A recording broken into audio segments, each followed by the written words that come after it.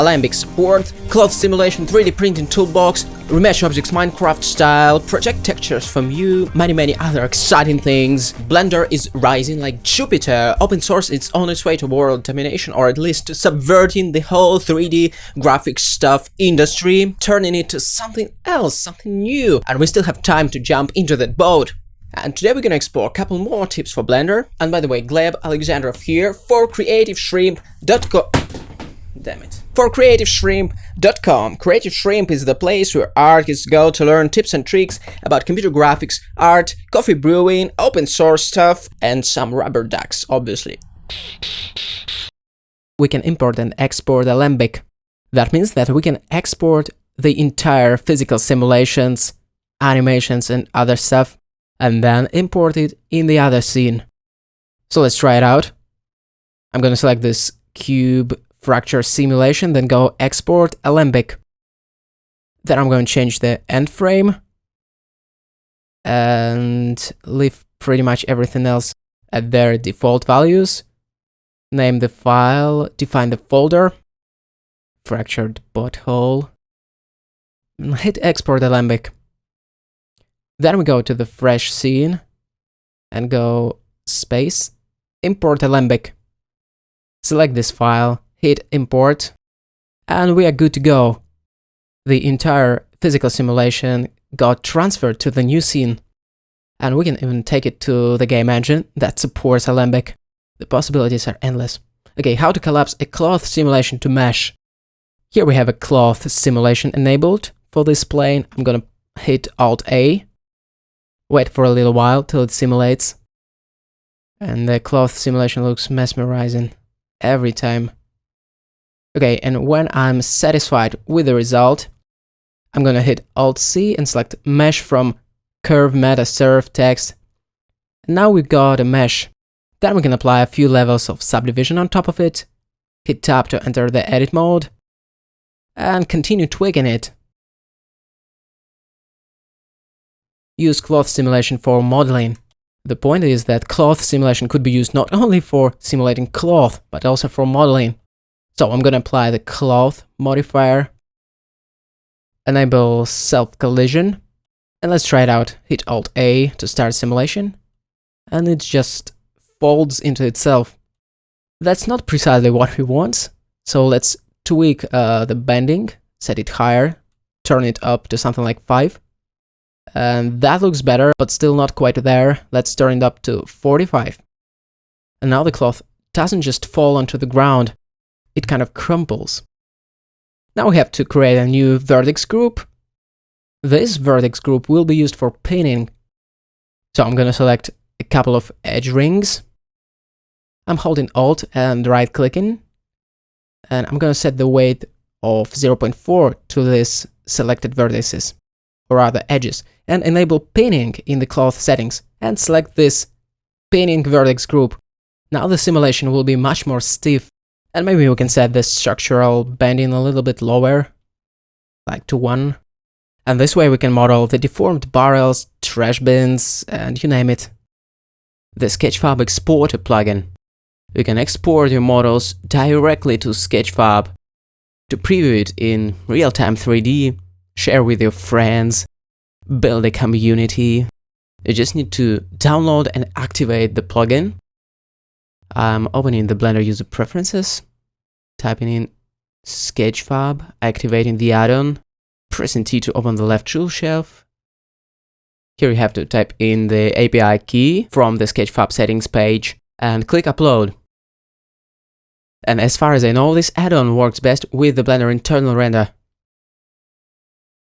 The next one is auto depth and zoom to mouse position. If you go to the Blender preferences by pressing Ctrl-Alt-U, you can enable zoom to mouse position, auto depth, and cursor depth. And let's take a look at what it does. Auto depth means that the viewport will be orbiting around the mouse cursor, and zoom to mouse cursor is pretty self-explanatory. It just zooms to where the mouse cursor is. In my opinion, it's a much more convenient way to navigate around when you can use the mouse position and mouse depth as a kind of a reference point for navigating. Okay, cool. And the next one is how to import vector graphics to Blender. Yeah, Blender supports vector graphics. So let's download something from Pixabay. This is an image in SVG format. Then import scalable vector graphics. And double click on this file. And it will bring the vector graphics to Blender and convert it to curves. Now we can hit Tab to enter the edit mode and edit our splines. Or maybe go over to the curve settings over here. Set it to 3D. Fill mode to full. And we can extrude it like this. Or we can just stay in 2D mode and extrude the whole thing by converting the whole thing to mesh or applying the Solidify modifier. And we can do so many exciting things with vector graphics. For example, this image got imported as a set of shapes, and we can extrude each one of them individually, add some depth to it and whatever. If you'd like to render it in a stylized fashion, you can enable Freestyle Renderer and convert it back to splines in some sense. 7. Remesh objects Minecraft style. Say hi to the duck. My favorite example model. So let's apply the Remesh modifier. And we can play with the octree depth. Let's switch to blocks to kind of simulate voxels. And we can once again tweak the octree depth. And that's pretty much it. Let's move on to the next thing. Custom transform orientation. By default, you can choose from a couple of transform orientations like normal, local, and so on. But what if you would like to create a custom one? You can select this edge, hit Ctrl-Alt-Space, and you will see the new transform orientation, which is called edge. And it's based on the edge normal. Now you can press G and Z 2 times, and you will move the object perpendicular to the edge. Or you can press G and Y 2 times to move it according to the direction of this edge. This is a nice, cool little feature, and if you want to get rid of the unneeded transform orientation, you can press N, and you can delete it from here. So select it, hit this X button to keep it nice and clean. Alright folks, the next one is how to orbit a light source around a zombie. This is a thing that everybody should know. So what we have to do is choose the pivot point mode. Let's set it to 3D cursor, then position 3D cursor, and now we can rotate the light source around that point without accidentally moving it too far away or doing something weird. So we just want to make sure that it points to the zombie, and now we can press R or double press R to rotate it trackball style. Okay, number 10, node editor tricks. Hit Ctrl X to delete this node and maintain the connections. Or you can switch the type of the node without reconnecting stuff, just to name a few things. Shift S, then choose the node. So we switched it to diffuse or back to emission. You can hold Ctrl and drag across this line to delete it. Or you can hold Ctrl and right click and drag for a lazy connection. For this feature though, you need to have the node Wrangler add-on enabled. Very fluent. The Alt-S hotkey gives us the opportunity to switch inputs, or we can add the additional points by holding Shift and dragging across the line. Number 11, L to select linked. So you have this object composed of different parts, so to speak. You can select each part manually, or you can just hover over it and hit L, and that will select the whole model, the whole part of connected polygons. And you can hit L as many times as you want to add the parts to this selection. So that's how you select the objects within the object. Number 12, shrink, fatten curve points. Let's first create a Bezier curve. Then set the fill mode to full. Increase the depth to give it some geometry. And then you can, for example, subdivide it to add yet another vertex, or rather a point. Now you can select the point, press Alt-S, and tweak the thickness of this point. And if these protruding normals really freak you out, just disable it. Basically, this is a semi-procedural way of modeling stuff. You can hit Control, draw in other points, and maybe enable proportional editing and shrink it like this. Just try it out for yourself, it's a lot of fun. 13. Viewport background gradient. It's a matter of personal preference, but you can set the gradient in the viewport. Go to Themes, scroll down, find the gradient field, enable the checkbox, and select the gradient low color and the gradient high color. This will give you a nice gradient to work with, just like in Unity. Why Unity? Maybe ZBrush comes to mind instantly. Anyway, the tip number 14 is deform an object along the curve. First you select the object, which will be deformed, and you add the curve modifier to it. Then you pick the curve. Now if you try to change the deformation axis, the weird things will happen. First let's press Alt-G to reset the transform. Then let's hold Shift and select the curve. And copy the location. You'll need to have the copy attributes add-on enabled to do this. And set the deformation axis to Z. And now you can move this object along the curve. Or scale it along the curve. Which is even more fun if you ask me. And you can go into the edit mode and edit the original object. Or you can continue tweaking the curve. Adding new points. And this object will follow the curvature. Another cool thing that we can do is add the array modifier and move it so it stays on top of the curve modifier. I'm going to clone it 4 times along the Z axis and keep tweaking the initial curve. I simply enjoy the process. It's weirdly relaxing for me. To separate by loose parts. If you have a model like this, which is composed from different parts, you can hover over each one of them, hit L, and separate, or alternatively you can select everything, hit P and separate by loose parts, and it will break it up into the separate parts. Now you can start tweaking each one of them and so on. Number 16, procedural texture tricks. Let's talk a bit about how we can tweak the UV coordinates of the procedural textures. Of course, we can distort the texture itself, but better yet, let's press Ctrl T to automatically create the mapping node and the texture coordinate node. To be able to do that, enable the node Wrangler add-on. Now let's add the mixed RGB node just before the vector input of the noise texture. Let's add the Voronoi noise to the UV coordinates of the noise texture. You can hit Ctrl Shift and click on the texture to preview it by, I'm gonna preview the whole set of nodes instead. Now we can play with the mix factor. For example, we can add just a little bit of the distortion or go all the way up to 1.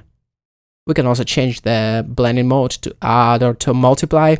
This will give us the different looking effects. Now let's go deeper and influence the vector input of the Voronoi texture with the gradient texture. You can play with the different combinations of procedural noises, each one of them distorting the other one.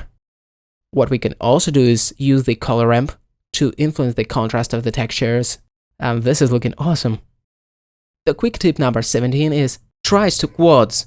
So you have this weird triangulation going on, and you can press Alt-J to turn triangles into quads. The next tip is how to scale and move backdrop in the Compositor. Say you rendered this awesome image from Space VFX. By the way, have you checked it out already? It's a video course for space nerds. Okay, enable backdrop. Now I can hit V to scale it up and Alt-V to scale it down, and hold Alt and use middle mouse button to move it around. I'm not a huge fan of this feature, but anyway, it's useful to know how you can preview stuff right in the Compositor. The next one is use the Displace Modifier to push polygons. Not just to displace it with some textures, but to simply push it outwards. This is gonna be useful if you will retopologize stuff. So I have duplicated the DAG, applied the Displacement Modifier. Now we can set it to something like 0.01, just to make sure it stays on top of the other model, and set the display mode to wire. And now we can start playing with the topology. Alright, press Shift+F to enter the first-person camera mode. Like in the first-person shooter, you can use WASD keys to move, use mouse wheel to decrease the speed of the movement or increase it, E to fly upwards, Q to move down. Also, we can hit Tab to enable gravity, and I can't wait to see how it will look in Eevee Renderer. in the new super awesome real-time renderer of Blender 2.8, which is now in development, but I'm looking forward to it. Oh, and of course you can use this mode in cycles as well. The viewport will be slightly less responsive, but anyway. Okay, number 21, Flatten Polygons. Let's select a bunch of polygons, like this, rectangular area. Maybe press C to brush select it. And now we can go W, Loop Tools, Flatten. And this will produce this flat area. If you want to make it sharp, select this edge loop and go Shift-E, mark sharp, and then enable the auto smooth in the normal settings. And maybe turn the angle up. Ta-doom! Project textures from view. Here we have a bunch of objects and a camera. Select this camera, and the resolution is set to square ratio, hit render. Let's save the image, name it somehow, Elton John. Save as image, now open Krita. Krita is a cool free image editing software. Now let's create a new layer and paint something on top of it. Disable the original layer and export the image. File, save as. Elton John is awesome. And now we have Elton John is awesome. Got it? Elton John is awesome. Now let's set up the shader. Go to the node editor, add the image texture, connect to the diffuse color, select this new PNG with transparency, and immediately we can see that it looks weird. What we have to do now is add input, RGB, plug it into the color input, create mix RGB node, connect it to the second socket, and drag the alpha output over here. Now we have to set up the UV maps for the projection. So I'm going to select the objects one by one, tab, select all polygons, and hit U and project from view. Do the same thing for the second one, and do it for the rest of the geometry. Now we see that the image got projected from view from the camera. Set the extension to clip, and we can render it out. That's how we can project texture in a very basic way. 23. Hit H to hide and Alt-H to unhide. It's a that simple trick. Select object, hit H, it's gone. And when I want to get it back, hit Alt-H to unhide. You can do the same kind of thing for the individual polygons. For example, select this strip of polygons. That will move it out of the view. Using the hide function, you can organize your scene better. And it's crucial to keep your scenes organized. That's how we nerds fight entropy. And you can press Shift-H to hide everything except the object that is selected now. Good to know. 24 Animation Nodes add-on. If you haven't seen it already, just check it out. Check the Animation Nodes showreel on YouTube, for example, to get a glimpse of what it does. In a nutshell, it's a procedural node-based animation right in Blender. That add-on is free, so just feel free to go ahead and download it. Jacques did an amazing job with this add-on. I bet all of you have seen this complex animation with interconnected edges flying around. It's very useful for motion graphics and pretty much for anything else. And the next add-on that I love and wholeheartedly recommend to use is HardOps by Jerry Perkins aka Master Zion. If you are into the hard surface modeling and mech design, that is the tool of choice for you, I promise. Basically, this tool simplifies the Boolean operations in Blender, and in turn, that opens up the opportunity for the most fluent hard surface workflow ever. It gets 10 out of 10 shrimps from me. So that was HardOps. And finally, I want to say a few words about 3D Print Toolbox add-on. It's a tool for analyzing your 3D model in the context of 3D printing. So let's enable this add-on. Then you just press T to open the left tool shelf, and there you have the new kind of tab, 3D printing. You can check the statistics for the volume and for the area and other stuff. And to make it a little bit more readable, I'm gonna set the units to metric. And if we now press volume, we'll get cubic centimeters. And if it's too large, we can scale this model to some volume. Just type it in here. For example, 0.2 meters or some odd value and hit OK. Or we can scale it to bounds. Also, we can read a bunch of other statistics about this model. And that's why I think this add-on is super useful. By the way, right now the volume is 170 cubic centimeters. And the area is 230 square centimeters. And we can run other checks by clicking this check all button. And it will check whether our model is suitable for 3D printing. And nah, definitely not this model. Because it has so many non-manifold edges and other stuff. We'd better go with cylinder. But even the cylinder has one overhang face. Alright folks, thanks for watching. Here are 5 more Blender quick tips. So this is a series of quick tips. You can watch any of them on my YouTube channel or on creativeshrimp.com. That was Gleb, Alexandrov. See you next time. Make sure to share this video with other nerds because Rubber Duck really loves it. You make the Rubber Duck happy. It's dripping water. Drink more coffee and we'll change the world of computer graphics. You, me, and Rubber Duck. What? Oh, damn it.